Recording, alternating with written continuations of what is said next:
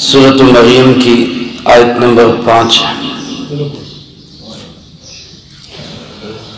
الحمدللہ وکفا وسلام علی عباده الذین اصطفى خصوصا علی سید الرسل وخاتم الانبیاء وعلى آلہ واصحابہ الاتقیاء اما بعد فاعوذ باللہ من الشیطان الرجیم بسم اللہ الرحمن الرحیم وإني خفت الموالي من ورائي وكانت امرأتي عاقرا فهب لي من لدنك وليا يرثني ويرث من آل يعقوب واجعله رب رضيا يا زكريا إنا نبشرك بغلام اسمه يحيى لم نجعل له من قبل سميا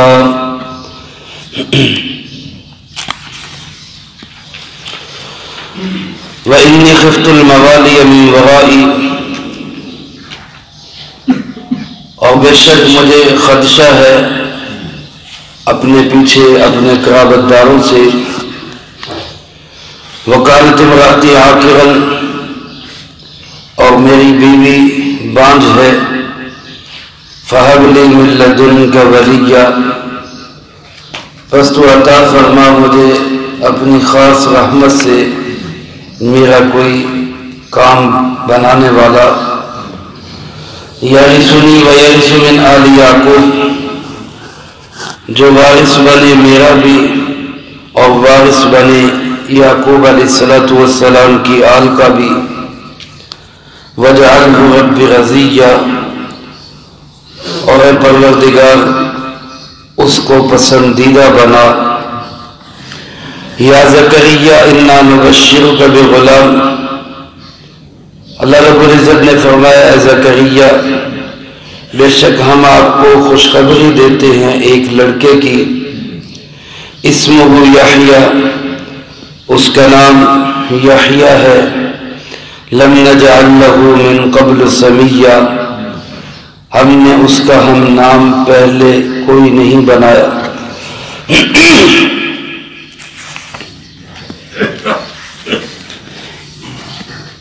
اس سے پہلی آیات مبارکہ جو سورہ مریم کی ابتدائی آیات تھیں ان میں اللہ رب العزت نے حضرت زکریا علیہ السلام کی دعا کا تذکرہ فرمایا حضرت زکریا علیہ السلام نے اللہ رب العزت سے ایک دعا کی اور دعا کا انداز ہمیں بتلایا گیا طریقہ بتلایا گیا دعا کرنی کیسے ہے ایک دفعہ ایک شخص جناب محمد کریم صلی اللہ علیہ وسلم مسجد نبوی میں تشریف فرما تھے وہ شخص آئے اور نفل پڑھے نماز پڑھی اور اس کے بعد اپنی ضرورت کی دعا مانگنے لگے جو مسئلہ تھا اس کے متعلق اللہ سے عرض کرنے لگے یا اللہ یہ میرا مسئلہ حل کر دے تو جناب نبی پاک صلی اللہ علیہ وسلم نے فرمایا جس کا مفہوم ہے ارے اللہ کے بندے تجھے بڑی جلدی پڑی کس چیز کی جلدی پڑی اس نے کہا یہ کیا ہوا فرمایا یہ کیسے دعا مانگ رہے ہو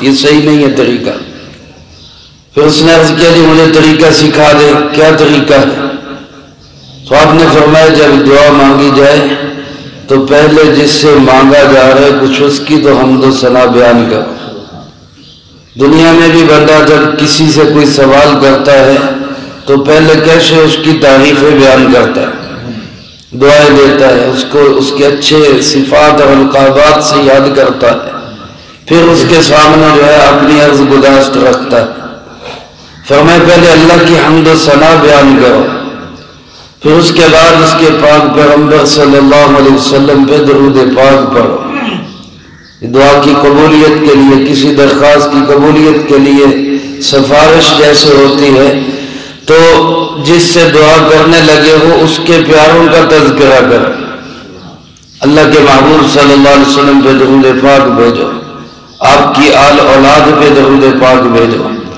اس کے بعد اپنی عرض گزاشت پیش کرو حضرت زکریا علیہ السلام نے بھی یہی طریقہ سکھایا اور اپنی بے بسی کا اظہار دعا میں اس چیز کا اظہار کہ میری کوئی حیثیت نہیں، میں بے بس ہوں، میں کچھ نہیں کر سکتا. پھر اللہ پاک سے دعا مانگی، اور دعا کس چیز کی مانگی کہ یا اللہ مجھے اولاد نصیب فرما، نیک اولاد نصیب فرما. اور یہ دعا حضرت زکریا علیہ السلام کب کر رہے ہیں؟ جس وقت کر رہے ہیں. عمر کتنی ہے؟ 120 سال. اللہ کی شان ہے، اللہ کے نبی ہیں، 120 سال عمر، 98 برس کی اہلیہ ہے. اللہ نے نہیں دی اولاد، 120 سال ہو گئے نہیں دی. اور جب اللہ پاک دینے پہ آئے تو دعا مانگی تو اللہ نے بیٹے کی بشارت دے دی. وہ جو چاہے وہ کر سکتا ہے، سوکھے پیڑوں پہ پھل لگا دے، اس کو پوری قدرت حاصل ہے. اللہ پاک سے دعا یوں کی کہ انی خفت الموالیہ، اے اللہ مجھے خوف ہے. موالیہ مولا کی جمع ہے. من ورائی، میرے پیچھے جو میرے مولا ہوں گے. مولا عربی زبان کا ایک ایسا لفظ ہے جس کے بہت سارے معنی ہیں. صاحب قاموس جو لغت کے ایک امام ہیں، انہوں نے اس کے 25 معنی لکھے. اس لفظ کے 25 معنی. غلام کو بھی مولا کہتے ہیں، آزاد کیے ہوئے غلام کو بھی مولا کہتے ہیں، غلام آزاد کرنے والے کو بھی مولا کہتے ہیں، چچا زاد بھائی کو بھی مولا کہتے ہیں، سردار اور سید کو بھی مولا کہا جاتا ہے، استاذ کو بھی مولا کہا جاتا ہے، اور دوست کو بھی مولا کہا جاتا ہے. تو یہ مختلف معانی ہیں مولا کے جو مختلف جگہوں پہ استعمال ہوتے ہیں. ہمارے ہاں جب کسی بزرگ کو، کسی عالم دین کو مولانا کہا جاتا ہے تو اس کا معنی ہوتا ہے ہمارے سردار یا ہمارے استاذ. اسی طرح جناب محمد کریم صلی اللہ علیہ وسلم نے حضرت علی کرم اللہ وجہہ کے متعلق ارشاد فرمایا، من کنت مولاہ فعلی مولا، جس کا میں دوست ہوں اس کا علی بھی دوست ہے. یہاں مولا دوست کے معنی میں، جو مجھ سے دوستی رکھتا ہے وہ علی سے بھی دوستی رکھے، اور جس کو علی سے دوستی نہیں، علی سے اس کو ضد ہے، دشمنی ہے، تو وہ پھر مجھ سے بھی دوستی کا دعویٰ نہ کرے. تو یہاں مولا دوستی کے معنی میں ہے. یہاں پہ جو لفظ فرمائے انی خفت الموالیہ، یہاں موالی قریبی رشتہ دار، چچا زاد بھائی، ان کے معنی میں ہے. اس لیے ہر جگہ پہ مولا کا ایک ہی معنی نہیں ہوگا. اسی حدیث کی وجہ سے بعض حضرات حضرت علی کرم اللہ وجہہ کو مولا اس معنی میں لیتے ہیں کہ وہ خدا ہے، نعوذ باللہ من ذالک، یا وہ مشکل کشا ہے، یا ان کے پاس اختیارات ہیں. تو یاد رکھیں اس حدیث مبارک میں، حدیث مبارک صحیح ہے اور اس میں مولا کا معنی کیا ہے؟ دوست ہے. حضرت علی کرم اللہ وجہہ اسی کے دوست ہے جس کے جناب محمد کریم صلی اللہ علیہ وسلم دوست. اور یہاں قرآن کریم میں موالی کا معنی چچا زاد بھائی، میرے رشتہ دار، میرے اقارب. بعض اقارب قریبی رشتہ دار وہ ایسے ہوتے ہیں کہ وہ نقصان دینے میں بچھو کی طرح ہوتے ہیں. اسی طرح عربی کا ایک محاورہ ہے، الاقارب کالعقارب. عربی زبان میں بچھو کو عین کے ساتھ عقارب کہا جاتا ہے. تو اقارب الف کے ساتھ قریبی رشتہ دار، اور اقارب عین کے ساتھ بچھو. تو کسی نے اسی کو لے کر یوں کہا کہ بعض رشتہ دار نقصان پہنچانے میں کالعقارب، وہ بچھوؤں جیسے ہوتے ہیں. تو حضرت زکریا علیہ السلام نے کہا کہ جی میرے جو عزیز اور رشتہ دار ہیں، چونکہ اولاد نہیں ہے، بیٹا بیٹی کوئی نہیں ہے، اور میرے جو رشتہ دار میرے بعد میں آنے والے ہیں وہ ایسے نالائق ہیں کہ وہ میرا مشن سنبھال نہیں سکتے، وہ میری علمی وراثت کے وارث بننے کے لائق نہیں، وہ نبوت والے کام کو ان کا بوجھ اٹھا نہیں سکتے۔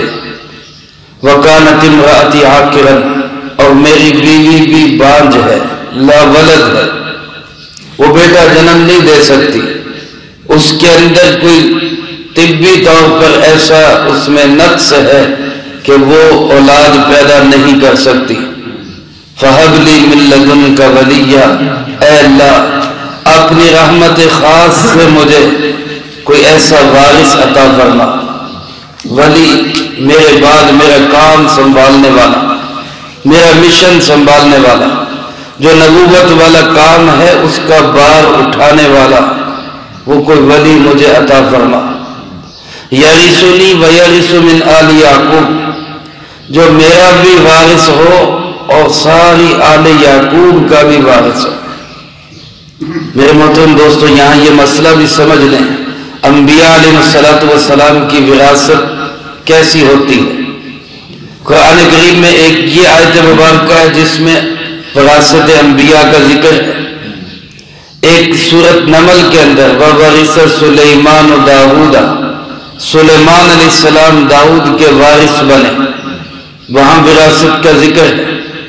اور اسی طرح قرآن کریم کے اندر اللہ رب العزت نے جو عمومی وراثت کا ذکر کیا ہے وہ سورۃ نساء میں آپ پڑھ چکے ہیں، یوصیکم اللہ فی اولادکم للذکر مثل حظ الانثیین، وہ عام ساری وراثتوں کا ذکر ہے، کوئی کسی کا وارث بنے تو اس کے حصے کیسے ہوں گے۔ تو انبیاء علیہ السلام کی وراثت کیسی ہوتی ہے۔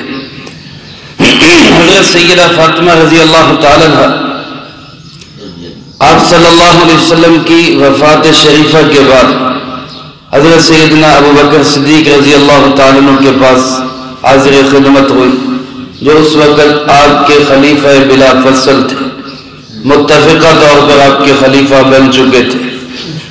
ان سے جا کر یہ سوال کیا کہ آپ کی وفات اگر ہو تو آپ کے وارث کون ہوں گے۔ حضرت ابو بکر صدیق رضی اللہ تعالیٰ عنہ نے فرمایا میری اولاد میری وارث ہو۔ تو انہوں نے پھر کہا کہ جو میرے ابا جان کی وراثت ہے، حضرت محمد صلی اللہ علیہ وسلم کی وراثت ہے، وہ کس کو ملے گی، اس کا حقدار کون ہے۔ تو جناب سیدنا صدیق اکبر رضی اللہ تعالیٰ عنہ نے فرمایا کہ میں نے جناب محمد کریم صلی اللہ علیہ وسلم سے یہ سنا ہے، نحن معاشر الانبیاء لا نورث ما ترکناہ صدقہ۔ یہ بخاری و مسلم اور دیگر کتب احادیث میں یہ حدیث موجود ہے، اور شیعہ کتب کے اندر بھی موجود ہے۔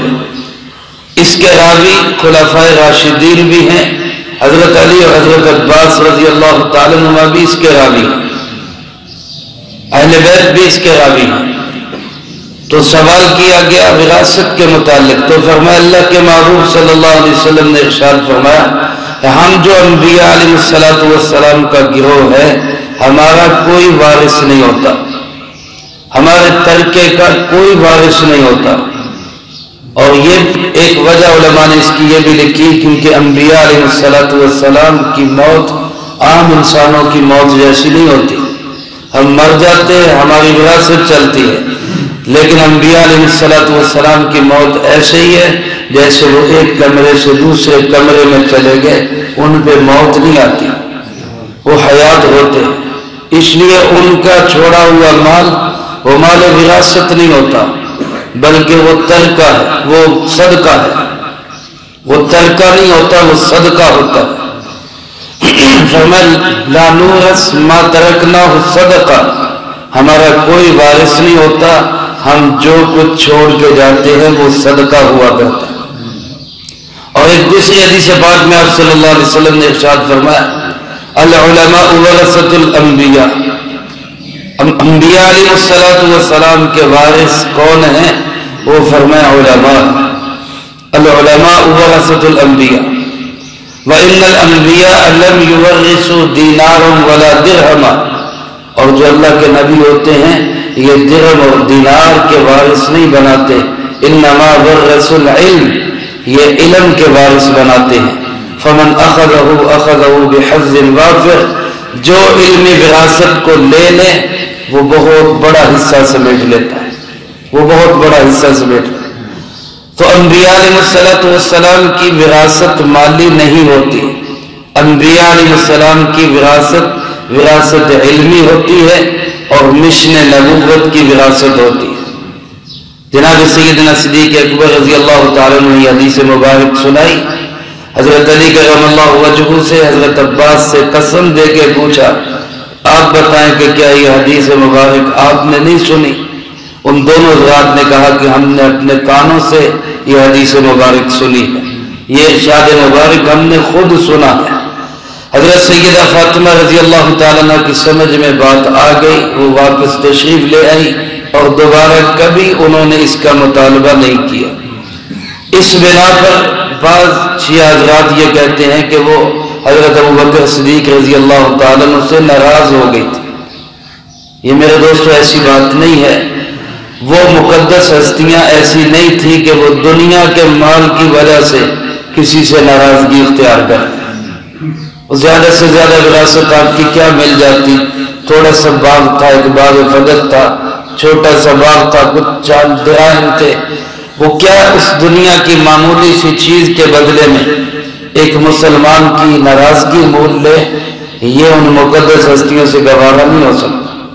یہ ہم لوگ تو ہو سکتے ہیں کہ مال نہیں ملا ناراض ہو گئے اور 3 دن سے زیادہ ناراض رہے، جبکہ آپ صلی اللہ علیہ وسلم نے فرمایا مسلمان سے 3 دن سے زیادہ ناراض رہ ہی نہیں سکتا، اس کو راضی کر لینا چاہیے۔ زیادہ سے زیادہ ناراضگی 3 دن کی، اور وہ بھی کسی دینی کام پہ ہو۔ اور یہ جو دنیا کے مال کی خاطر، یہ ہماری سوچ تو ہو سکتی ہے، ان مقدس ہستیوں کی سوچ نہیں ہو سکتی۔ یہ آیات جو اس طرح کی جس میں حضرت زکریا علیہ السلام نے فرمایا وہ میرا وارث بنے، آل یعقوب کا وارث بنے، اس سے بعض حضرات یہ کہتے دیکھو وراثت تو بن رہی۔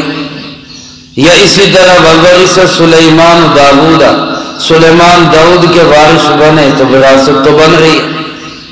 تو اس کا یہ اگر آیت پہ ہی غور کریں تو سمجھ آ جاتی ہے کہ یہاں بھی وراثت مالی مراد نہیں ہے۔ لفظ پہ غور کریں تو کیا فرمایا؟ جو میرا بھی وارث بنے اور پوری آل یعقوب کا بھی وارث بنے۔ اب یہ تو ایک عام سی بات ہے، سمجھ آنے والی بات ہے کہ پوری آل یعقوب کا وارث، مال کا وارث ایک بندہ کیسے ہو سکتا ہے؟ آل یعقوب کے سارے مال کا وارث ایک بندہ کیسے ہو سکتا ہے؟ آل یعقوب تو بہت بڑی ہے۔ تو وہ وراثت کون سی ہو سکتی ہے؟ وہ نبوت والی وراثت اور علمی وراثت ہی ہو سکتی ہے۔ اور جو فرمایا داؤد علیہ السلام کے وارث بنے سلیمان علیہ السلام، تو یاد رکھیں حضرت داؤد علیہ السلام کے 18 بیٹے تھے، 18 بیٹے تھے، اور 18 بیٹوں میں سے ایک کوئی وارث بنانا، باقیوں کو چھوڑ دینا، یہ تو سخت ناانصافی ہے جو اللہ کے نبی کم از کم نہیں کر سکتے کہ ساری اولاد کو چھوڑ کے ایک کو وارث بنا دے۔ یا تو ہمیں حکم دیا گیا ہے کہ اولاد کے اندر وراثت سب کا حق ہے، ہم مسئلہ بھی یہی بتاتے ہیں، اختیارات کے باوجود والد کو چاہے اولاد فرما بردار ہے چاہے نافرمان ہے، وراثت کا حق سب کو دے، کسی کو محروم نہ کرے۔ باقی اس نے جو والد کی حق تلفی کی ہے وہ جانے اور اس کا اللہ جانے، وہ خود حساب لے لے گا۔ ہم خود حساب کرنا نہ شروع کر دیں کہ یہ بچہ میرا نافرمان ہے، میں نے اس کو نہیں دینا کچھ، اس کا حق ہے اس کو دے دیں۔ تو یہ نہیں ہو سکتا کہ اللہ کے نبی کے 18 بیٹے ہوں اور وہ 17 کو چھوڑ دے، ایک کو وارث بنا دے۔ مالی وراثت کا، حکومتی وراثت کا، یہ صرف اسی صورت میں ہو سکتا ہے کہ نبوت والی وراثت، مشن رسالت والی وراثت وہ ایک بیٹے کو ملے، باقیوں کو نہ ملے، کیونکہ داؤد علیہ السلام کے باقی بیٹے صلاحیت میں اس سطح کے نہیں تھے کہ وہ ان کی نبوت کے وارث بن سکتے۔ تو بہرحال انبیاء علیہ السلام کی وراثت علمی اور مشن نبوت والی وراثت ہوتی ہے، مالی وراثت نہیں ہوتی۔ حضرت یعقوب علیہ السلام کی بھی یہی وراثت تھی جس کے متعلق زکریا علیہ السلام نے سوال کیا کہ ایسا وارث دو جو میرا بھی وارث ہو، پوری آل یعقوب کا وارث ہو۔ وَاجْعَلْهُ رَبِّ رَضِيًّا، اور اے میرے پروردگار اس سے راضی بھی ہو جا، اس کو پسندیدہ بچہ بنا۔ میرے بھائیو، اللہ سے اولاد مانگنی چاہیے اور نیک اولاد مانگنی چاہیے۔ بعض اوقات اولاد ایسی خبیث الفطرت ہو جاتی ہے کہ وہ ماں باپ کی بھی دینی لحاظ سے تباہی کا سبب بن جاتی ہے، اس لیے اللہ سے نیک اولاد مانگنی چاہیے۔ ماں باپ دنیا سے جائیں، وہ اولاد ماں باپ کے لیے صدقہ جاریہ ہو، ماں باپ کے لیے دعا کرے۔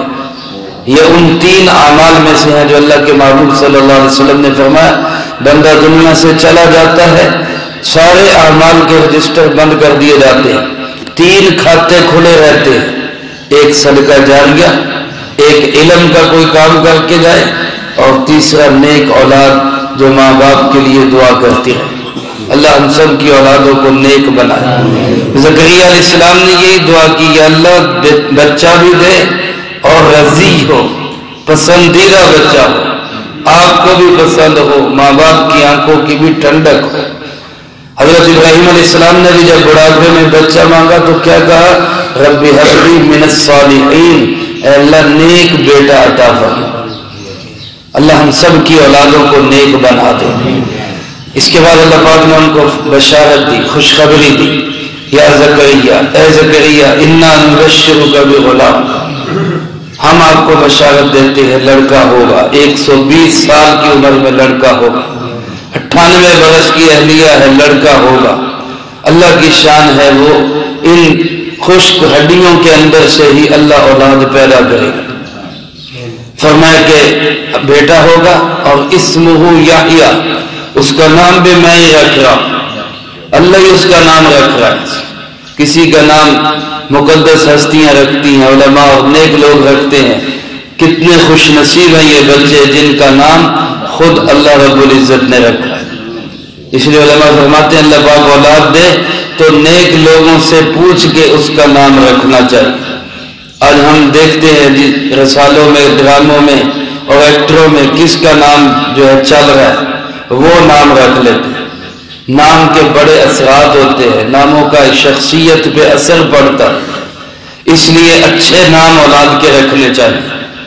فرمایا اس کا نام یحییٰ ہوگا، لم نجعل له من قبل سمیہ، اور یہ ایسا نام ہے کہ اس جیسا نام ہم نے پہلے کسی کا نہیں رکھا، یہ پہلا نام ہے۔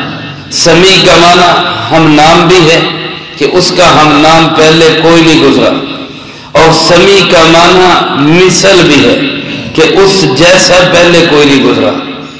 ظاہر حضرت یحییٰ علیہ السلام اپنی ایک الگ صفات اور ممتاز حیثیت رکھتے تھے، اس کا یہ مطلب نہیں کہ وہ پچھلے سب سے افضل ہو گئے۔ پیچھے حضرت ابراہیم علیہ السلام بھی گزرے ہیں جو یقیناً ان سے افضل ہے، لیکن اس کا مطلب ہے کہ وہ ایک ممتاز حیثیت رکھتے ہیں، ان کی اپنی صفات میں ان جیسا پہلے کوئی نہیں گزرا۔ اب حضرت زکریا علیہ السلام نے خود دعا کی، اللہ نے بشارت دے دی، اب خوشی کے مارے حیران ہو رہے ہیں، اور اس حیرانگی کا تذکرہ اللہ پاک نے اگلی آیات میں کیا ہے، وہ انشاءاللہ اگلی فرصت میں آئے گا۔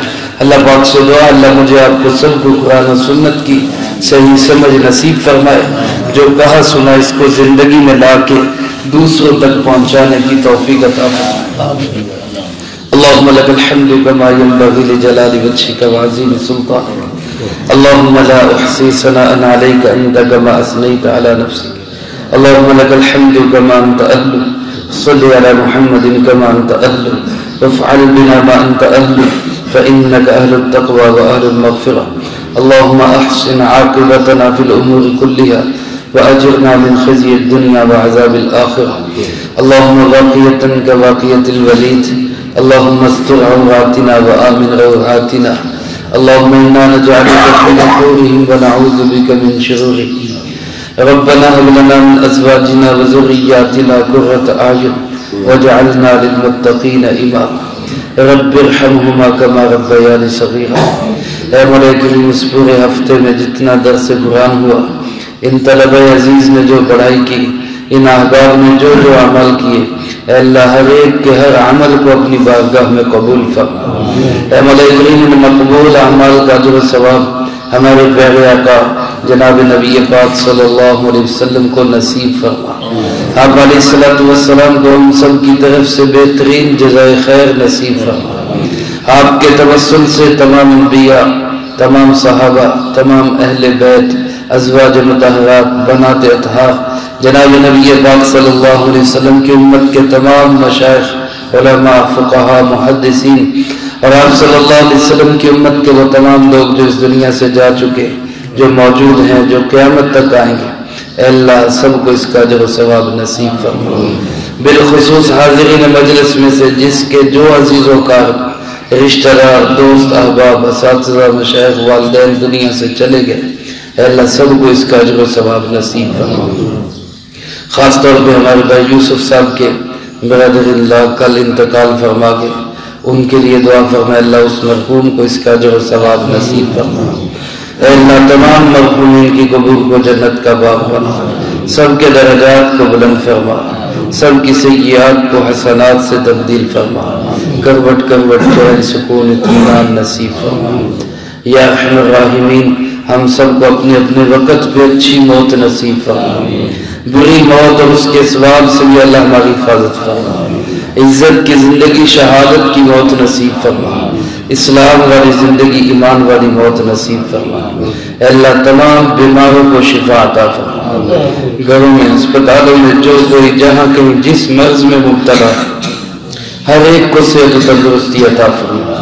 ہمارے بھائی سعید صاحب کی ساس بیمار ہیں، انہوں نے دعا کے لیے کہا، دعا فرما اللہ صحت کاملہ نصیب فرما۔ یا اللہ جن لوگوں نے دعاؤں کے لیے کہا یا کہنا چاہتے ہیں ان کا ہم پہ حق ہے، اے اللہ اپنی رحمت سے سب کی جائز نیک تمناؤں کو پورا فرما۔ اللہم ربنا تقبل منا انک انت السمیع العلیم وتب علینا انک انت التواب الرحیم، صلی اللہ علی النبی الکریم وعلی آلہ واصحابہ اجمعین برحمتک یا